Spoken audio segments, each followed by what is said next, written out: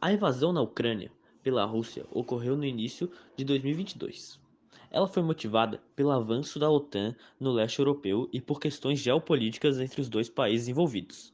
Trata-se de algo multifatorial. A Rússia invadiu a Ucrânia no dia 24 de fevereiro de 2022, após uma escalada nas tensões que haviam tido início poucos meses antes. Algumas das motivações que conduziram a esse cenário no leste europeu, como a maior aproximação da Ucrânia com organizações como a OTAN e a União Europeia, são compreendidas mediante a análise das relações históricas entre ambos os países, remetendo principalmente à incorporação da Ucrânia à União Soviética, ao contexto da Guerra Fria e ao domínio sobre a Península da Crimeia. Embora as tensões entre a Rússia e a Ucrânia tenham escalado rapidamente no final de 2021, suas raízes remontam ao passado histórico e às relações territoriais, cultural e política entre esses dois países. A possibilidade da Ucrânia ingressar na OTAN é uma das causas do conflito. Isso significaria maior aproximação em relação ao Ocidente e a perda de influência da Rússia sobre o país. Além disso, levando em conta os objetivos dessa aliança, os demais países membros da OTAN protegeriam de forma direta e indireta a Ucrânia, o que poderia aumentar a capacidade militar do país e representar uma ameaça para a Rússia. Uma profunda crise política que se instalou na Ucrânia após a suspensão das negociações com a União Europeia e a questão da Crimeia são também causas do conflito.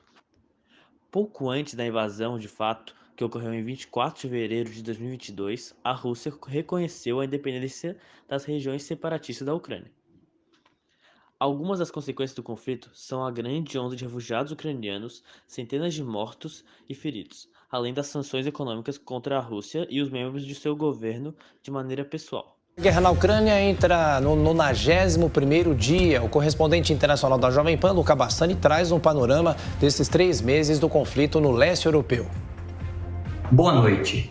O dia 24 de maio de 2022 marca os 3 meses de guerra na Ucrânia. E durante todo esse período vemos uma grande mudança no aspecto humanitário, já que milhões de pessoas tiveram que se deslocar. Vemos também uma grande mudança no aspecto geopolítico e econômico por todo o mundo.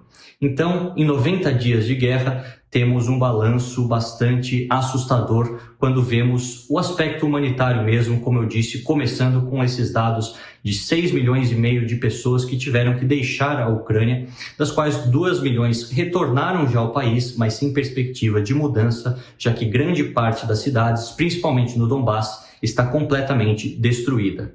Vemos que a Polônia foi um dos países que mais recebeu imigrantes, refugiados desde o começo, mais de 3 milhões, além de Romênia, Eslováquia, Hungria e a própria Rússia.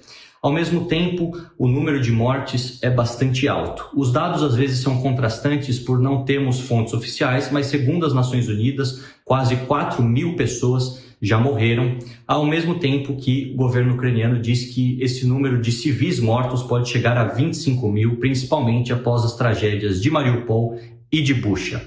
No aspecto militar, vemos os ucranianos dizendo que cerca de 4 mil soldados foram mortos, enquanto que órgãos de inteligência americanos dizem que esse número pode chegar até 10 mil. Ao mesmo tempo, também, os russos dizem que perderam 1.300 soldados e órgãos de inteligência internacionais mostram que esse número pode ser até mesmo o dobro. De qualquer maneira, a carnificina é generalizada e também as perdas econômicas muito grandes, já que também calculam que através de todas as perdas de infraestrutura, a Ucrânia já carrega um prejuízo de cerca de 500 bilhões de dólares em pontes, edifícios, escolas, hospitais e todas as outras infraestruturas militares destruídas nesses 90 dias de guerra.